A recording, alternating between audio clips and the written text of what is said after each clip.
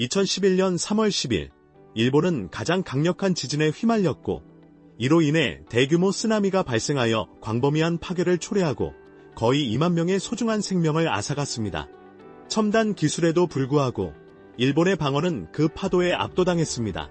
하지만 일본은 단순히 재건하는 데 그치지 않고 미래의 재난으로부터 해안을 보호하기 위한 예상치 못한 해결책을 도입했습니다. 그들은 어떻게 했을까요? 그 답은 생존, 혁신, 그리고 회복력에 대한 놀라운 이야기로 아는 사람은 많지 않습니다. 타로의 해안 방파제와 그 실패. 타로라는 작은 어촌 마을은 쓰나미에 취약합니다. 주민들은 바다에 의존하지만 그 마을은 4번이나 쓰나미의 피해를 입었습니다. 이를 보호하기 위해 길이 약 2km 반, 높이 10m에 달하는 이중 해안 방파제가 세워졌습니다. 이 방파제는 발리노초조라는 이름으로 세계적인 쓰나미 방어 모델이 되었습니다. 마을은 매년 훈련을 실시했으며 칠레의 2060년 지진으로 인한 쓰나미가 발생했을 때 타로에서는 아무도 사망하지 않았습니다. 2003년 타로는 재난 대비 마을로 선언하고 주민들에게 쓰나미에 대처하는 방법을 가르쳤습니다.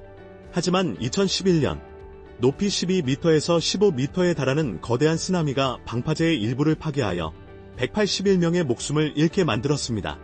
어떤 사람들은 자신이 안전하다고 생각하고 방파제 위로 올라가 파도를 구경하기도 했습니다. 반면 후다오 마을은 2000년대에 세워진 높이 15m의 방파제 덕분에 생존할 수 있었습니다. 당시에는 낭비로 여겨졌던 방파제였죠.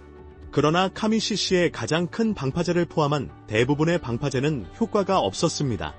카미시에서는 파도가 방파제를 넘어섰고 방파제가 사람들에게 잘못된 안정감을 주어 사망자 수를 증가시켰을 수도 있습니다.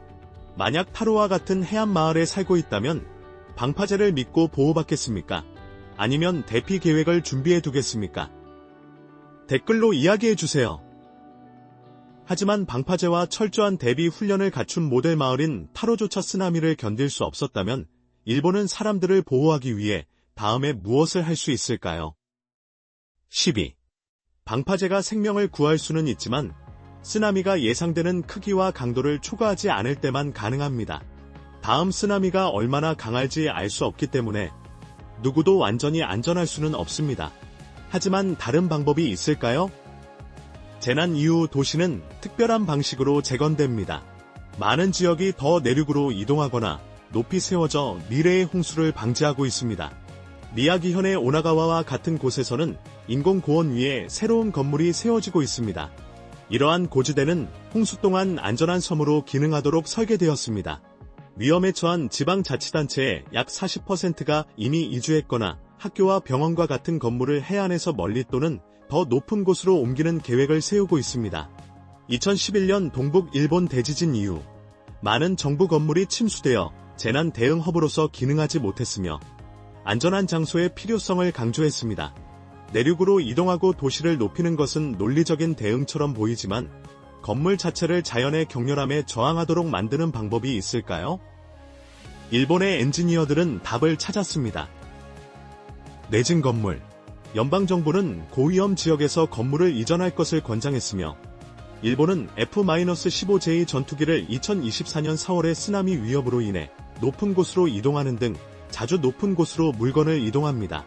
이것은 이상하게 보일 수 있지만 스마트한 예방 조치입니다. 자연재해로부터 보호하는 또 다른 방법은 건물을 보강하는 것입니다. 내진 공학에서는 지진이 사람을 죽이지 않고 건물이 사람을 죽인다고 합니다. 엔지니어들은 마철로에 충격 흡수기를 장착하고 건물이 기초와 독립적으로 흔들릴 수 있도록 스프링 또는 볼 베어링 시스템을 개발했습니다. 기술은 계속해서 건물 디자인에 영향을 미치고 있습니다. 오사카에서는 내진 격리 시스템으로 보강된 건물이 있습니다. 도쿄에서는 시미즈 회사가 미야마의 목조 주택에서 가져온 오래된 내진 기둥을 사용하고 있습니다. 더 최근의 혁신으로는 2016년 카마츠 매트 섬유 회사 본사에서 탄소 섬유 케이블을 사용하여 건물을 지면에 고정하는 것입니다. 이 시스템은 텐트처럼 작동하여 한쪽이 기울어지면 케이블이 조여져 흔들림을 줄이고 강한 지진 동안 붕괴를 방지합니다. 이 모든 구조물 강화 노력에도 불구하고 일본은 여전히 높은 경계 상태를 유지하고 있습니다. 그리고 지질학자들이 더 큰 재난이 다가오고 있다고 경고하고 있는 가운데 이러한 조치들이 충분할까요? 탐험하기 전에 여러분께 특별한 요청이 있습니다. 여러분이 도와주실 수 있다면 알림벨을 누르고 구독 버튼을 눌러주세요. 이 채널에 큰 도움이 됩니다. 그렇게 해주신다면 여러분을 위해 이 프로그램을 더욱 발전시키기 위해 최선을 다하겠습니다. 약속할게요. 10. 다가오는 위협. 일본은 지진 활동과 관련된 잠재적 재난에 적극적으로 대비하고 있습니다. 2024년 8월, 일본 서부의 일부 지역에서 지진 진동이 발생하여 지역 및 국가 당국이 즉각적인 조치를 취했습니다. 정부는 이후 대부분의 경고를 취소했지만 이 7.1의 지진으로 인한 심각한 피해는 보고되지 않았고, 일본은 미래의 지진 사건에 대해 여전히 높은 경계 상태를 유지하고 있습니다. 지질학자들은 난카이 해구에서 메가 지진이 발생할 가능성이 있다고 예측하고 있으며, 이는 기록된 것 중 가장 강력한 지진이 될 수 있습니다.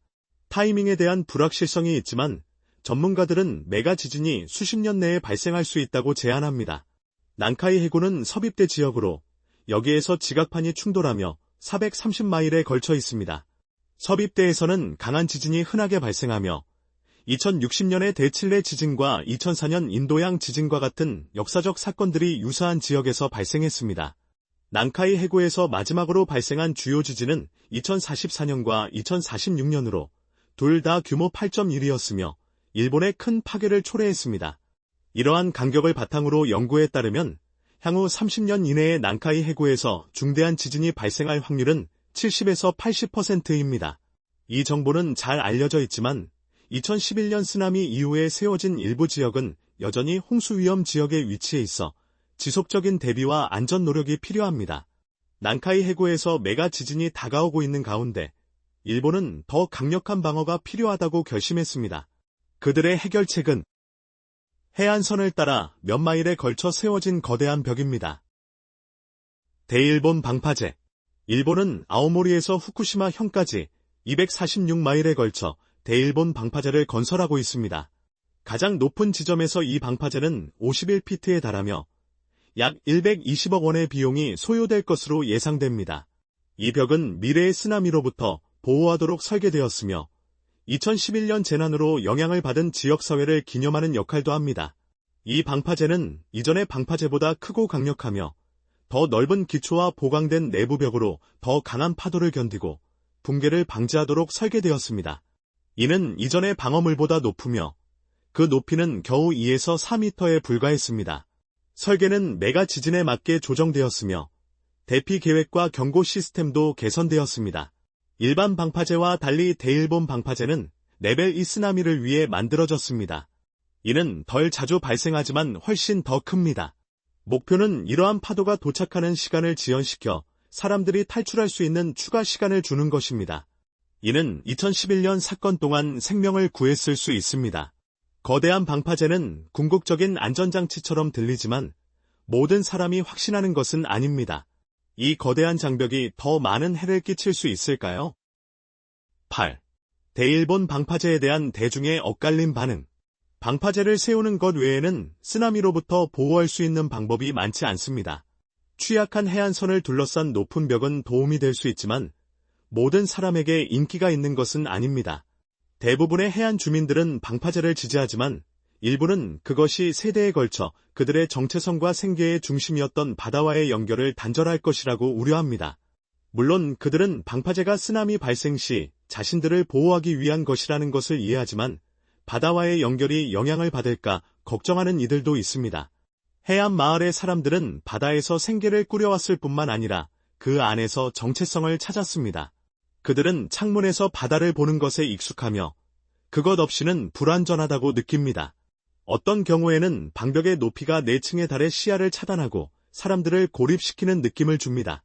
다른 사람들은 방파제가 관광에 영향을 미칠 수 있다고 우려하며 이는 지역 주민들의 생계에도 영향을 미칠 수 있습니다. 그러나 또 다른 우려는 바다의 행동 변화나 쓰나미를 알리는 신호를 사람들이 인지하지 못하게 할 수 있다는 것입니다. 또 다른 주요 우려는 초고층 방파제가 쓰나미의 영향을 악화시킬 수 있다는 것입니다. 방댐은 유지되면 효과가 있지만 방벽이 쓰나미의 힘을 견디지 못하면 그로 인해 발생하는 홍수는 더욱 파괴적일 수 있습니다. 아카마 마을의 어부 하로미 카와구치는 대부분의 사람들을 설득하여 거대한 벽 건설에 반대하도록 했습니다. 그는 2011년 쓰나미에서 아내, 어머니, 손자를 잃었지만 새로운 벽이 또 다른 큰 파도가 닥칠 경우 지역 주민들을 보호할 것이라고 믿지 않습니다. 그는 지난 쓰나미에서 오래된 벽이 파괴되었고 그 잔해가 수면에 떠다니며 무용지물이 되었습니다. 인공물은 모두 취약합니다. 이는 불가피한 일입니다. 라고 말합니다. 일본은 다음 큰 재난에 대비할 뿐만 아니라 생존 기술의 미래를 형성하고 있습니다. 이러한 이야기를 더 놓치고 싶지 않다면 구독하고 알림벨을 켜주세요. 그리고 한 마을에서는 주민들이 방파제에 대해 단순히 의문을 제기한 것이 아니라 완전히 거부했습니다. 하지만 왜 그들은 보호를 거부했을까요? 한 마을의 저항. 방파제에 대한 한 가지 주장은 그것이 잘못된 안정감을 조성할 수 있다는 것입니다. 자신이 안전하다고 믿는 사람들은 대피를 미루고 더 큰 위험에 처할 수 있습니다. 또한 일부 비평가들은 방파제 건설에 사용된 1억 7천만 달러가 더 효과적으로 배분될 수 있었을 것이라고 주장합니다. 예를 들어 그 돈은 지역사회를 더 안전한 지역으로 이주하는 데 사용될 수 있었습니다. 일부 전문가들은 일본 납세자들이 방파제 건설 비용을 충당하는데 25년이 걸릴 것이라고 추정했습니다. 한 마을은 심지어 건설을 중단시키는 데 성공했습니다. 이 사건은 도호쿠 지역에서 가장 큰 거주 섬인 오시마에서 발생했으며 그곳은 자연의 아름다움과 매력으로 유명합니다. 이 섬은 활기찬 공동체를 가지고 있으며 많은 주민들이 그곳에 방파제를 세우는 결정에 반대했습니다. 방파제가 완벽한 답이 아니라면 환경에 미치는 영향은 어떨까요? 과학자들은 그들의 우려를 가지고 있으며 여러분을 놀라게 할 수도 있습니다.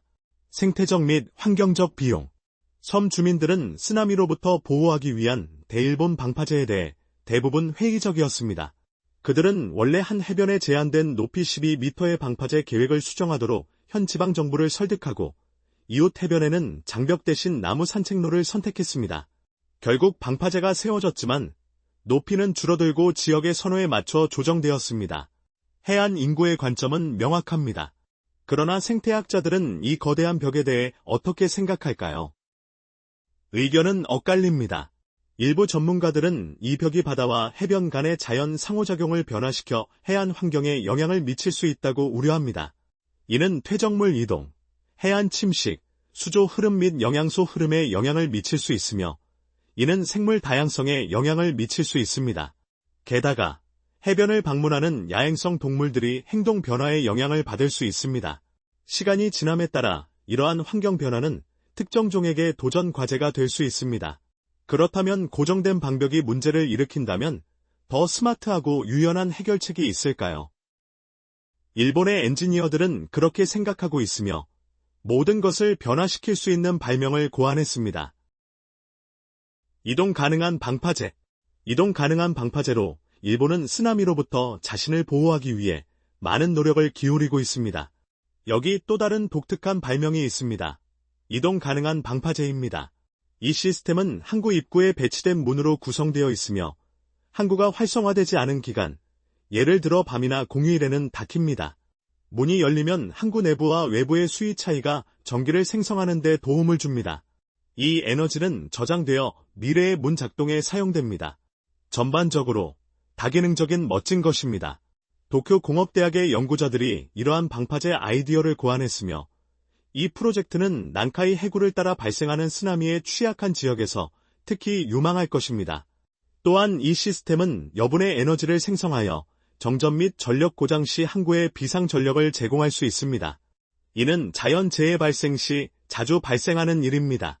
이동 가능한 방파제 시스템이 얼마나 유용할지에 대한 아이디어를 드리자면 일본에는 2780개의 어항과 993개의 상업 및 산업 항구가 있으며 모두 자연재해로부터 보호가 필요합니다. 문제는 각 항구마다 자체 시스템이 필요하다는 것이며 이는 막대한 투자가 필요합니다. 오늘날까지 이동 가능한 방파제를 사용하여 전기를 생성하고 그 에너지를 스스로 작동하는 데 사용하는 시스템은 전 세계에 없습니다. 즉, 이는 획기적인 혁신입니다. 이제 남은 것은 이를 실행에 옮기는 것입니다. 일본이 방어력을 강화하는 데 집중하고 있는 동안 바다 자체는 2011년 재난에 잊을 수 없는 기억을 운반하고 있습니다. 그것은 수천 마일을 여행한 잔해입니다. 하지만 그것들은 어디에 갔을까요? 4. 잔해의 여정. 2011년 3월, 일본 북동부 해안에서 발생한 강력한 지진은 대규모 쓰나미를 촉발하여 불행히도 약 2만 명의 생명을 앗아갔습니다. 그 파도는 몇몇 건물들을 바다로 쓸어갔습니다. 이는 일본 사람들에게 가슴 아픈 사건이었으며 그 영향의 또 다른 징후는 잔해가 북태평양을 가로질러 약 4천 마일을 떠다닌 것입니다. 이 잔해는 14개월 후 알래스카에 도착하여 주민들이 일본에서 떠내려온 플라스틱 병, 폼 조각, 부표 등을 발견하고 수집하기 시작했습니다. 다른 물품들은 캐나다 해안에서도 나타났으며 그 중에는 온전한 오토바이도 포함되어 있었습니다. 추정되는 잔해의 양은 약 150만 톤에 달합니다. 이를 한 번에 청소하는 것은 거의 불가능했으며 일본 구조물의 남은 부분을 회수하는 데 수년이 걸렸습니다.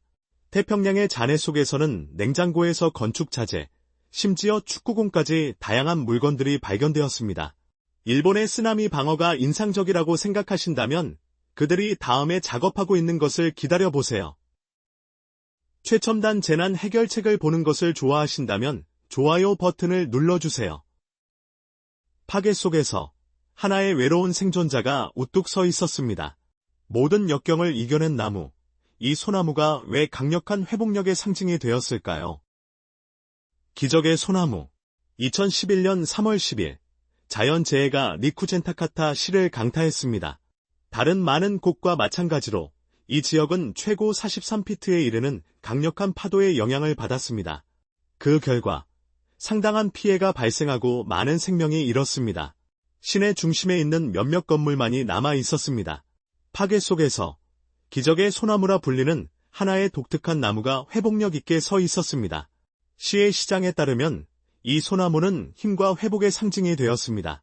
2013년, 역사적인 나무를 보존하기 위한 노력이 이루어졌습니다. 이는 공공접근을 제한하는 것이 아니라 미래 세대를 위해 보강하는 방식으로 진행되었습니다.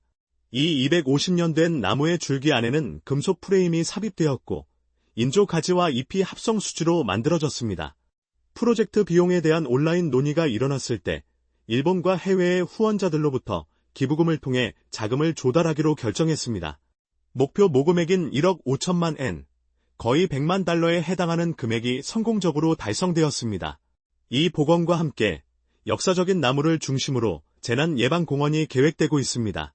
재난 발생 후 1년 동안 이 나무는 영향을 받은 사람들을 기리기 위해 매일 밤 조명이 켜졌습니다. 자연이 잊을 수 없는 상징을 남긴 반면 해안 공동체의 조상들은 또 하나의 수색이 된 경고의 돌을 남겼습니다. 하지만 사람들은 그들의 조언을 따랐을까요? 쓰나미 경고석. 일본 북동부 해안의 아노시 마을에는 지역 주민들을 위한 역사적인 경고가 새겨진 10톤의 석판이 서 있습니다. 그 비문은 높은 주택은 미래 세대의 안전과 복지를 보장합니다. 과거 쓰나미의 영향을 기억하십시오. 이 지점 아래에 집을 짓지 마십시오. 라고 조언하고 있습니다. 이러한 쓰나미 경고석은 일본 해안에 배치되어 있으며 지진 후 큰 파도가 발생할 수 있으므로 사람들이 더 높은 곳으로 대피하도록 상기시킵니다. 이러한 돌들은 대체로 2896년경으로 거슬러 올라가며 이 시기에 두 번의 주요 재난이 발생하여 많은 생명이 잃었습니다. 그런데도 시간이 지나면서 일부 비문은 간과되었고 해안 마을이 확장되고 일본 당국이 세운 방파제에 더 의존하게 되었습니다. 그러나 아노시와 같은 특정 지역에서는 지역 공동체가 이러한 역사적 지침을 계속 따르고 있습니다. 그들은 이러한 메시지를 보존할 뿐만 아니라 학교에서 아이들에게도 교육하고 있습니다. 그럼에도 불구하고 과거로부터 배우는 것은 여전히 도전 과제가 됩니다.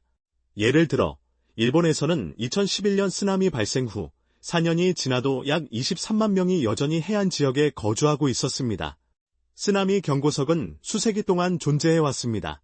우리는 고대의 지혜에 더 많은 주의를 기울여야 할까요? 아니면 현대 기술이 우리를 안전하게 지킬 만큼 충분하다고 생각하시나요? 댓글로 논의해 봅시다.